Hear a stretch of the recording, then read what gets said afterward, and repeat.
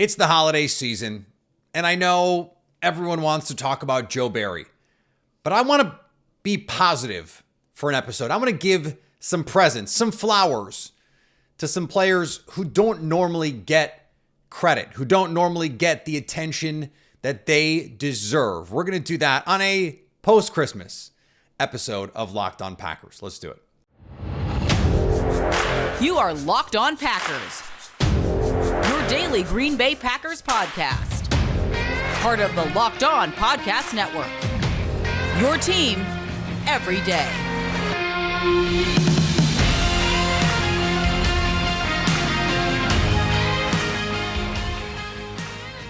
You were Locked On Packers, part of the Locked On Podcast Network, your team every day. I'm Peter Bukowski, and I cover the Packers for The Leap, a newsletter I would love for you to subscribe to. Follow me on Twitter, Peter_Bukowski. Follow the podcast on Twitter, Locked On Packers. Like us on Facebook, subscribe to the podcast, iTunes, Spotify, Google Podcasts, wherever you find podcasts, you will find Locked On Packers, the number one Packers podcast on the internet. And this show for fans who know what happened, they want to know why and how. Thanks to everyone who makes Locked On Packers their first listen every day. We hope you like starting your day with us as much as we like starting our day with you.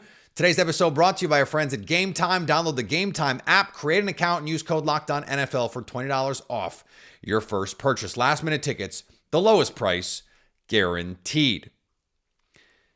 This episode is a placeholder. I'll admit it, because under normal circumstances, we would have heard from Matt LaFleur by now about the game after rewatch and all of those things. We haven't, and therefore, we have no update on the status of Joe Barry. In fact, press conferences, normal media availability has been changed. Does that hint at something? Maybe it does, maybe it doesn't, but it felt silly to devote any part of this episode to speculating about Joe Barry's future. You know where I stand on it. You know how I feel about it. And my guess is you feel the same way. What I want to do instead is give some credit where credit is due, but is often not given.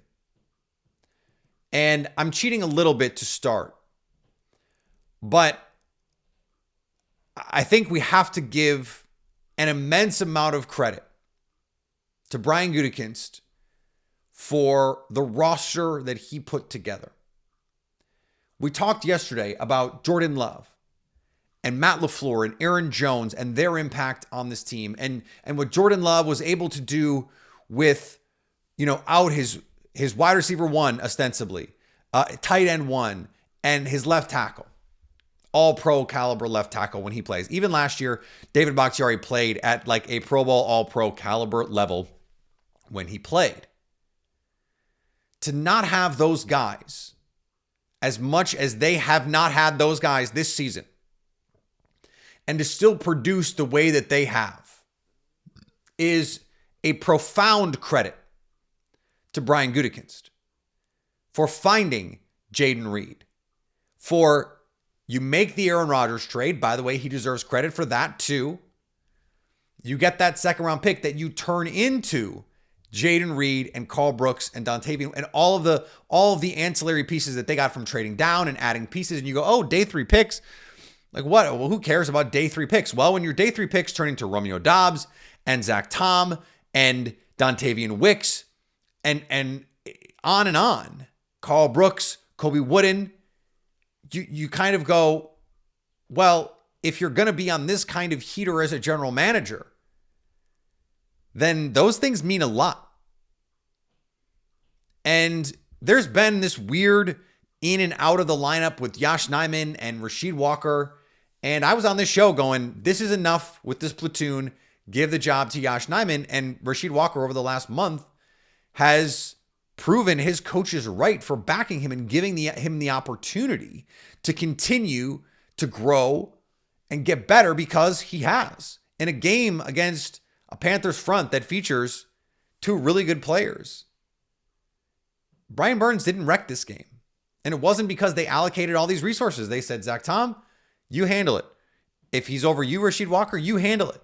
Now, they use plenty of play action, and the run game was a big part of how you can keep that pass rush at bay, but they trusted those guys to do it.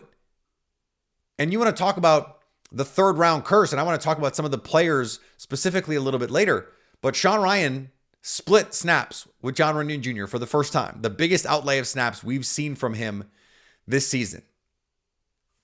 Tucker Kraft comes through with some huge plays in this game. Dontavian Wicks has a pair of big catches, including the touchdown, takes a shot, dances, gets the celebration off, and then has to go see the trainers.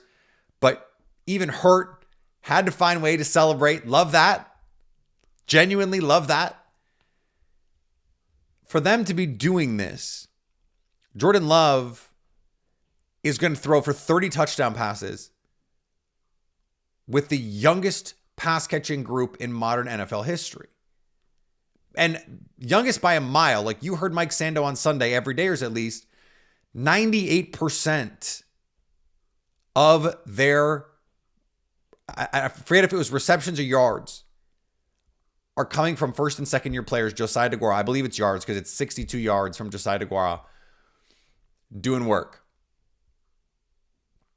Everything else is from rookies and second year players. And Christian Watson is not even the reason why. Like you could say, okay, coming into the year, you'd go, well, that's because Christian Watson's going to be a huge part. He's going to have a 1,200 yard season.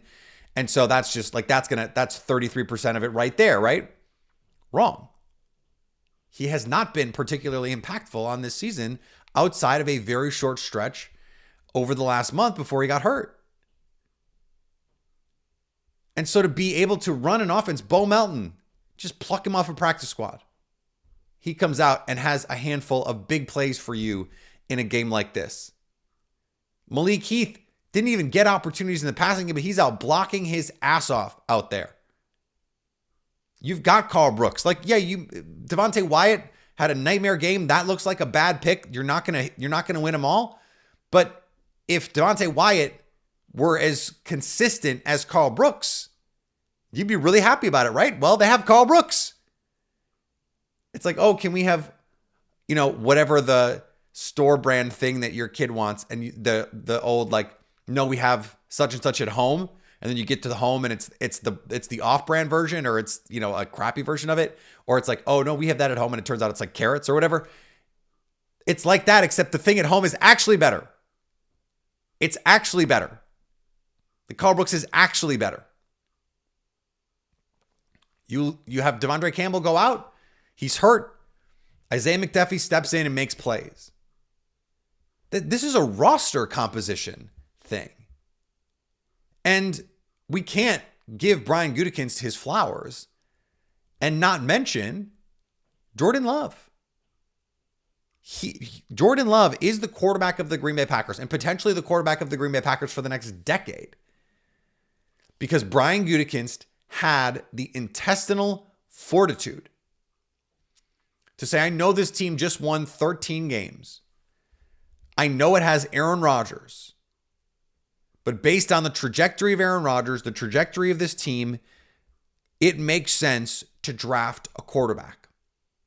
The Packers live the ethos that the best time to draft a quarterback is when you don't need one. And it looks like they've done it again at the quarterback position.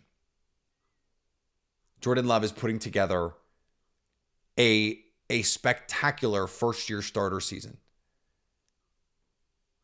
Right now, more efficient than Aaron Rodgers was his first year as a starter with Donald Driver and Greg Jennings and all those James Jones, all those guys, all those weapons at his disposal. And I'm talking disposal, and I'm talking proven players. Like Jaden Reed might turn into a star player. Dontavian Wicks, Romeo Doubs, Christian Watson, Luke Musgrave, Tucker Kraft. They all might turn into star players. They probably won't all, but right, one or two might. But they're not now. That's the thing. That's what's so remarkable about all of this. And that's partially on Matt LaFleur for making the adjustments and the coaching changes that they needed. And I don't mean personnel coaching. I mean the X's and O's, whatever the teaching points, those kinds of things. But this roster, for any questions that you had about Brian Gutekunst, the evaluator, comparing him. I mean, it seems laughable to compare him to Joe Douglas now and think Joe Douglas is the more proven GM because he hit on one draft where he had a pair of top 10 picks because the team was so bad that they had a top 10 pick. Congratulations on having a bad team. The Packers don't know what that's like.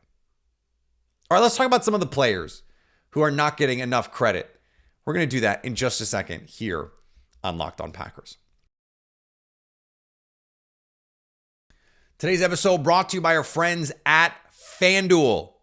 As the weather gets colder, the NFL offers stay hot, baby. Right now, new customers get $150 in bonus bets with any winning $5 money line bet. That's $150 if your team wins. Right now, the Packers are plus odds on the money line, plus 110, because the Vikings 1.5-point favorites this Sunday night. That means the odds makers believe that this game is essentially even. Essentially even. That 1.5 is now really what the home field advantage is worth. So if you like the Packers on the money line, you're getting some nice odds. And if you hit it, new customers get $150 in bonus bets. Not the only thing you have to do. You can bet spreads. You can bet player props. You can bet over-unders. You can go same-game parlays. FanDuel.com/locked-on to get that potential money line bonus and kick off the NFL season playoff push. We're in the middle of it. We're in the middle of it. It's almost over. We're winding down on FanDuel, official partner of the NFL. And thanks to everyone who makes Locked On Packers their first listen every day. Locked On has launched the first ever national sports 24/7 streaming channel on YouTube. Locked On Sports Today is here for you 24/7, covering the top sports stories of the day with the local experts of Locked On, plus our national shows covering every league. Go to Locked On Sports Today on YouTube and subscribe to the first ever national sports 24/7 streaming channel. When Luke Musgrave went down, it was a huge blow to such a promising rookie season. And it sounds like there's a chance he could play again this season. The Bears game, probably the soonest that would happen. But I have to be honest, it also made me excited because I was really bullish on what Tucker Kraft could do. And the combination of Kraft and Musgrave, these are complementary players. The Packers, I think, in a perfect world, would like to live in 12 personnel. Not 100% of the time, but they'd like to do it a lot. And what those guys have done, improving their blocking, becoming more consistent with their assignments, their skill sets are so complementary. Tucker Kraft is not the take the top off, beat you vertical kind of tight end. He is a tough, after the catch kind of tight end. Make the catches in traffic. Break a tackle. Make a guy miss. Run through a block or two. Try and hurdle someone. I mean, 2 games in a row trying to hurdle someone. Maybe needs to chill out on that just a little bit. His skill set with Luke Musgrave, who can beat you vertically, who can stretch the seam, who can create big plays down the field, who can take an underneath route and turn 2 into 10 in about 3 steps, maybe more. They complement each other in such beautiful ways. And it is so easy to get excited to see what this can become. But it took a little while for Tucker Kraft. And that's okay. I was on this show saying, hey, look, he's not playing great. The game feels a little too big for him at the moment. Like the adjustment period, it's going to take time. That's okay. He didn't forget how to play football. It was just going to be an adjustment. And now, look at him go. The game-clinching catch on 3rd down between a pair of defenders, an absolute rocket from Jordan Love. He has to reach behind him in traffic, snags it, and then goes and picks up, 10 or 15 extra yards. He, as a playmaker, someone who can do something when you just throw him the ball, run those little play action slide concepts to him. I'd much rather see Kraft on those little dump offs, on the rollouts, than Luke Musgrave, because after the catch, Kraft is just that much more dynamic with the ball in his hand. that's a really exciting thing. And it only works because he's shown such development as a blocker. Just listen to Matt LaFleur post-game talk about Tucker Kraft. Wow. Well, I can't say enough great things about Tucker Kraft. First of all, how tough he was or is, and just making critical plays, man. He's brought so much to our offense, and it's been so fun to see him progress and get better and work. He's got so much confidence, and for a lot of reasons, and he's put the work in. I think JD's done a great job with him. I think that whole room kind of pushes each other, and all those young guys are going to be a lot of fun to work with for hopefully a long time. This is a player who just seems to fit the ethos of this team. He fits the culture, the dynamics. He's someone that also believes supremely in his own ability. Like he's a guy who's going to be out in a deer blind in the off season. I guess not in the off season because that wouldn't be a deer season, but you get it. Like he is a Dakota's dude. He's also an NFL dude. And he basically said, like, look, this is what I do. I loved when he said that. It was like, that was 2 or 3 weeks ago. He said, I'm the guy that you can get the ball to in space and go do stuff. That's what I did in college. And he's right. That's what he did in college. And he's doing it now in the NFL at a much higher competition level, mind you, as well. It's remarkable to see the growth this season. One of a number of players for whom that's true, but I'm not sure outside of Jordan Love, we've seen any player improve and do so with his opportunities than Tucker Kraft. Like Carrington Valentine was showing off in training camp in the preseason. He looked like a really good player in those settings, understanding it's another level of competition up once the regular season starts. But Tucker Kraft, early on in the regular season, it did not look like this. And now he's getting those opportunities. They're finding ways to use him. And this is something I want to go back to 2020. Everyone, to a man, the players, the coaches, the front office, they talked about the familiarity and what that did for this team. Matt LaFleur getting to see this team in live game settings and go, okay, these are the concepts that work for these guys. These are the players who are good at these things. Okay, I can do this with them. To get a full year of that. Like when he came in 2019, he had NFL tape to watch of Marquez Valdes-Scantling. He had NFL tape to watch of Aaron Rodgers, of Aaron Jones, of David Bakhtiari. He knew on an NFL field what they were capable of. This team is so young. Someone like Tucker Kraft, like Dontavian Wicks, like Jaden Reed. You don't know until you give them an opportunity on the field to show it what they are capable of. And to see Tucker Kraft do this, become this, now, understanding that there is most likely a higher level to get to. If this is what you're getting out of your tight end too, someone who can be a dynamic factor, just 4 catches for 60 yards, that kind of thing, on a regular basis, like understand 4 catches for 60 yards. Now he's tight end 1 in this scenario.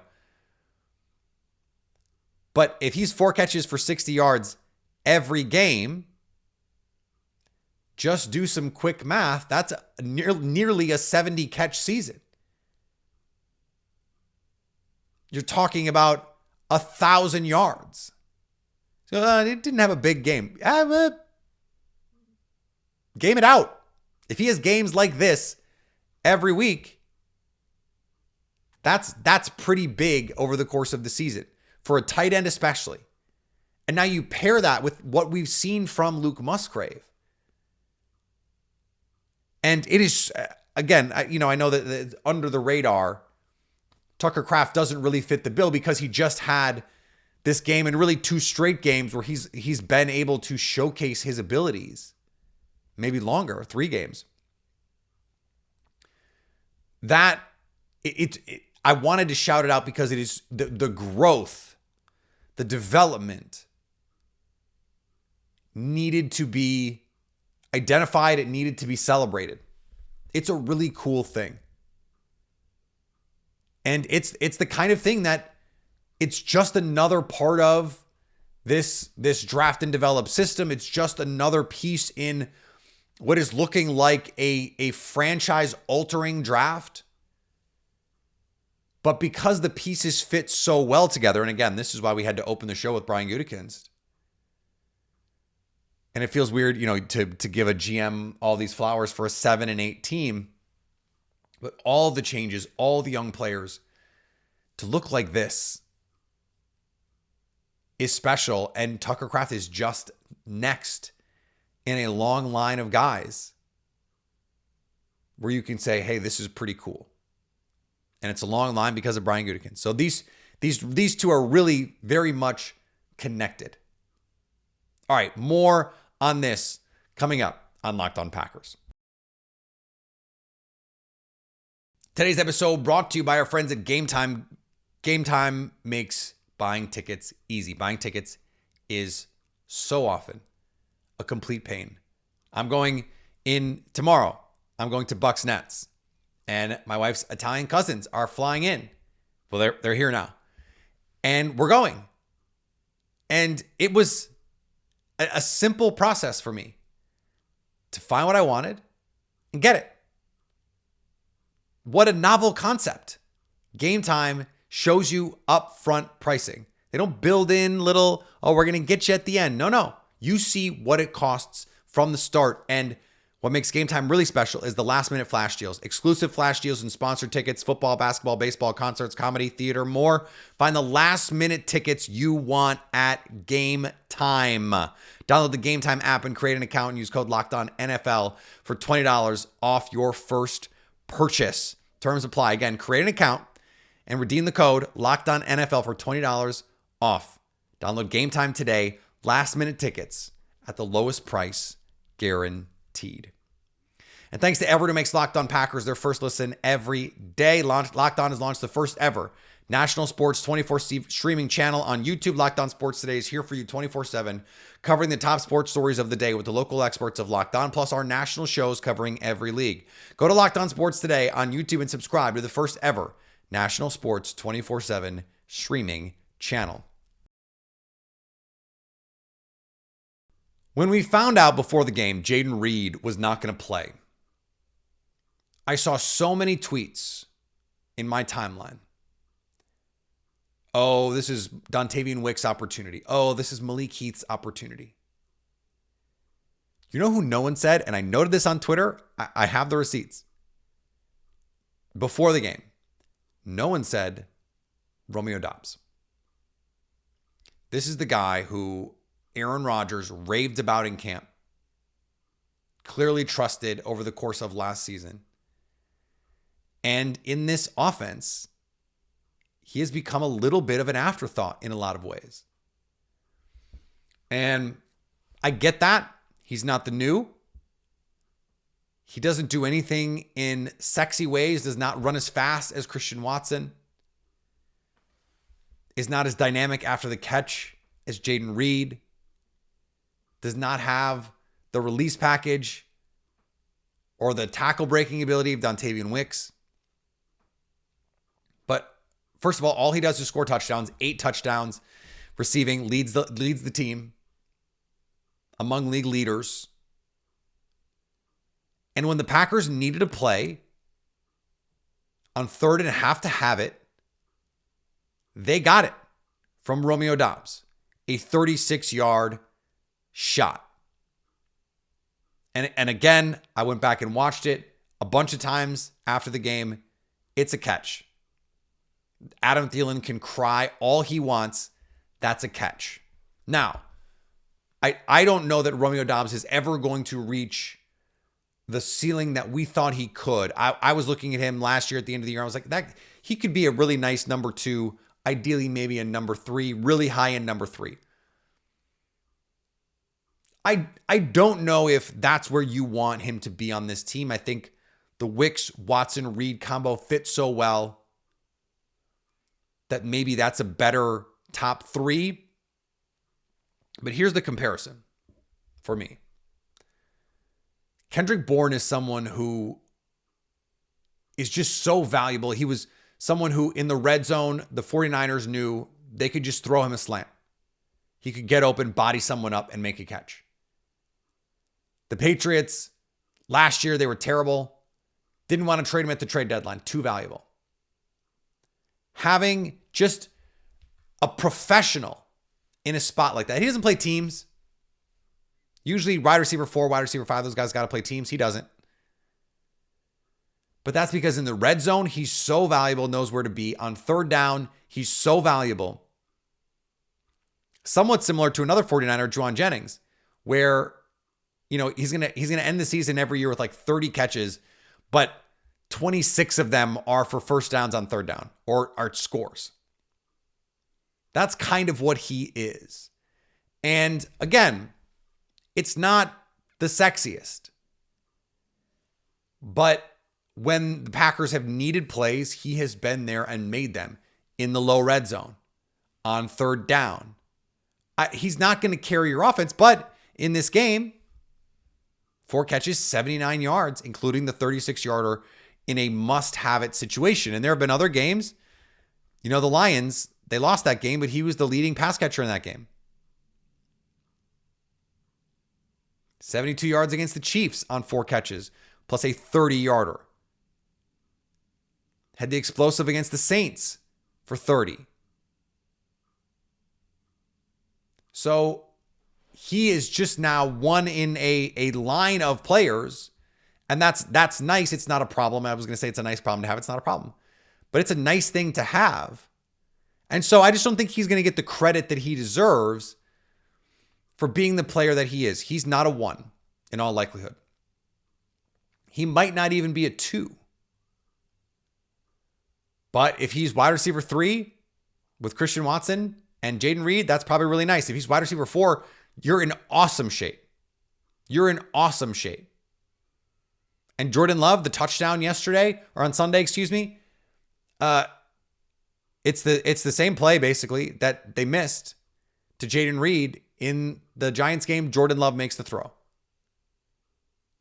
And Romeo Doubs can make Jordan Love right. He underthrew that third down throw.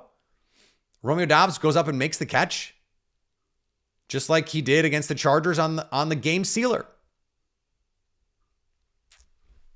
Again, big clutch play from Romeo Doubs. Like Christian Watson, I think there are 3 players on the team that clearly have more upside to me, down to down. But in a must-have-it situation, Romeo Doubs is still so valuable to this team. And his ability to win in a lot of different kinds of ways is still, he can win vertically, he can win underneath, he can win in the red zone. Those guys have long NFL careers, and I think Romeo Doubs is going to have one of them. Let's not forget the contributions that he's making. You'll notice I did not feature any defensive players. Right now, none of them deserve it. And we'll see what the future holds for this defense, I would think, coming up in a day or so. Back tomorrow with Lily Zhao. Zhao, you doing? We got our crossover Thursday for Sunday Night Football. Packers, Vikings, a loser leaves town match in Minneapolis at that glass house that they built. Follow me on Twitter, Peter_Bukowski. Follow the podcast on Twitter, Locked On Packers. Like us on Facebook.